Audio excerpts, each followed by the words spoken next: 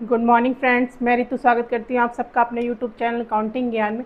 आज की क्लास में करेंगे हम डेप्रिसिएशन का बहुत ही इंपॉर्टेंट टॉपिक जो कि है प्रोविज़न फॉर डेप्रिसिएशन। क्या होता है और कैसे काम करता है ये प्रोविज़न, ये हम इसमें चैप्टर में पढ़ेंगे। सबसे पहले होता है ये जो प्रोविज़न फॉर डेप्रिसिएशन है ये दोनों मेथड पे अप्लाई करता है, whether WDV and SLM। SLM हो या WDV दोनों पे ही अप्लाई होता है provision for depreciation. It is also known accumulated depreciation, क्योंकि इस प्रोविज़न फॉर डेप्रिसिएशन क्या कहता है कि एसेट्स की जो वैल्यू है वो ओरिजिनल वैल्यू ही बुक में शो होगी और जो डेप्रिसिएशन है वो हर साल एक्यूमुलेट होता जाएगा किसमें, प्रोविज़न फॉर डेप्रिसिएशन में।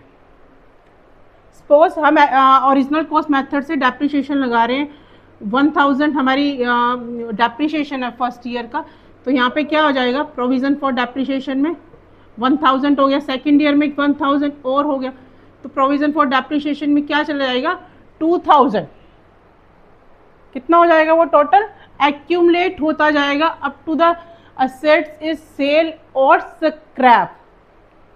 ये एक पिगी बैंक, ये किसके जैसे काम करते हैं, provision for depreciation is just like a piggy bank, जिसमें वो एक्यूमुलेट, जिसमें हम मनी कलेक्ट करते रहते हैं और इसमें क्या करते हैं डेप्रिसिएशन एक्यूमुलेट करते हैं। जब तक पिगी बैंक को हम क्या कर देते हैं, तोड़ नहीं देते, और जब तक ये एसेट सेल नहीं हो जाती तब तक हम क्या करते हैं, इसको इस तरह एक्यूमुलेट करते जाते हैं depreciation. It is in this it is also known accumulation of depreciation. The value of assets not reduce directly. इसमें चाहे हम WDV मेथड अडॉप्ट करें या SLM मेथड, तो एसेट्स की वैल्यू क्या होगी, वो original cost, original historical cost वो शो करेगा बुक्स में। और कौन कौन से अकाउंट्स मेंटेन किए जाते हैं, सबसे पहले एसेट्स का अकाउंट मेंटेन किया जाता है, प्रोविज़न फॉर डेप्रिसिएशन का अकाउंट मेंटेन किया जाता है। एसेट्स के अकाउंट में उसकी हिस्टोरिकल कॉस्ट लेते हैं, चाहे हम WDV मेथड अडॉप्ट करें या SLM मेथड, और उसका एग्जैक्ट प्राइस लेते हैं जो हमने पे किया उसको, जब तक कि हम एसेट्स को सेल ना कर दें या फिर हम और कोई, जैसे मान लो हमने 1000 की एक एसेट्स परचेज की, एसेट्स नंबर 1, फिर हमने आफ्टर 3 ईयर हमने क्या किया, एसेट्स 2 और परचेज, तो 1000 और एक और एसेट्स कितनी होगी 2000। ये इंक्रीज हो गई, जैसे जैसे इंक्रीज होगी या सोल्ड होगी वो हम ऐड कर देंगे और लेस कर देंगे। और प्रोविज़न फॉर डेप्रिसिएशन क्या काम करता है, एज अ कलेक्टर काम करता है। कलेक्टर किसी चीज़ को इकट्ठा करना, every year when the assets lose value और you collect the depreciation. Assets थी 1000 की, इसके ऊपर 100 रुपीज़ का डेप्रिसिएशन लग गया। अब इसने क्या किया, 100 रुपये लूज कर लिए, तो वो लूज कहाँ चला गया, प्रोविज़न फॉर डेप्रिसिएशन में।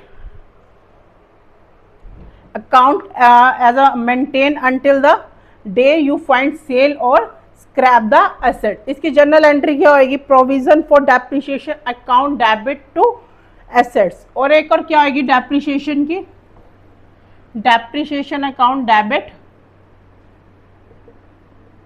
To provision for depreciation. इसको हम क्या कर देंगे, डेबिट कर देंगे और प्रोविज़न फॉर डेप्रिसिएशन को हम क्रेडिट कर दें। अब हमारे पास एग्जांपल है, उसकी हेल्प से हम करेंगे कैसे काम करता है ये। ट्रक परचेज करा हमने 1 अप्रैल 2024 को 2 लाख का, डेप्रिसिएशन है 20%, WDV से करना है। SLM में भी सेम प्रोसीजर रहेगा इसका, पर WDV में क्या, उसकी बुक वैल्यू जो रिड्यूस वैल्यू है उस पर डेप्रिसिएशन लगेगा हर साल, और SLM में सेम अमाउंट से लगेगा। Show the truck and provision for depreciation for 2 year. सबसे पहले हम बनाते हैं एसेट्स अकाउंट। एसेट्स अकाउंट है हमारा, ये डेबिट और ये क्रेडिट। एसेट्स से परचेज करेंगे तो क्या हो जाएगा, fix assets account debit to bank. कब होगा ये, हमने कब पढ़ी है, 1 अप्रैल 2024 को। बैंक कितना हो गया 2 लाख का। फिर 31 मार्च को क्या हो जाएगा 2025 में, balance by balance CD 2 lakh, यही हो जाएगा। और यहाँ पे हम बनाएंगे प्रोविज़न फॉर डेप्रिसिएशन।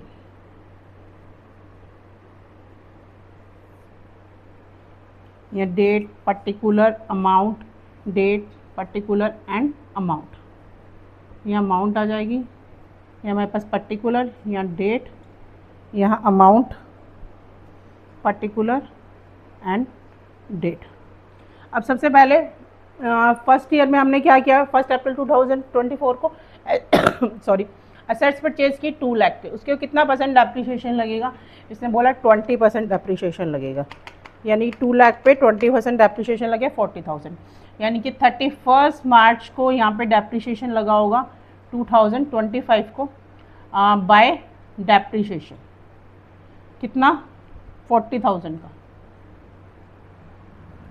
अब यहाँ पे क्या हो जाएगी, 1 अप्रैल को 31 मार्च को ही 2025 को balance CD, to balance CD 40,000, और 1 अप्रैल 2025 को यही बैलेंस रहेगा बाय बैलेंस बीडी कितना 40,000, और 31 मार्च 2026। अब ये आते हैं हमारे पास बाय बैंक हो गया, बाय सीडी हो गया, एक सीडी 1 अप्रैल 2025 को हमारे पास क्या बैलेंस आएगा, to balance BD 2 lakh rupees.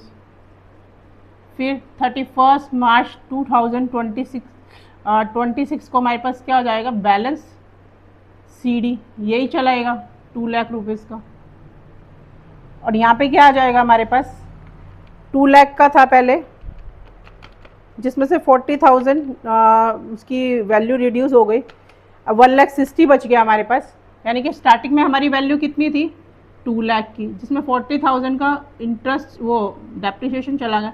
अब डेप्रिसिएशन किस पे लगेगा, बुक वैल्यू पे, क्योंकि हम क्या ले रहे हैं WDV मेथड, क्या लगेगा 32,000 का डेप्रिसिएशन बाय डेप्रिसिएशन अकाउंट। ये क्या हो जाएगा 1 अप्रैल है ना, 31 मार्च 2027 बाय बैलेंस BD CD 40 और 72 हो जाएगा ये,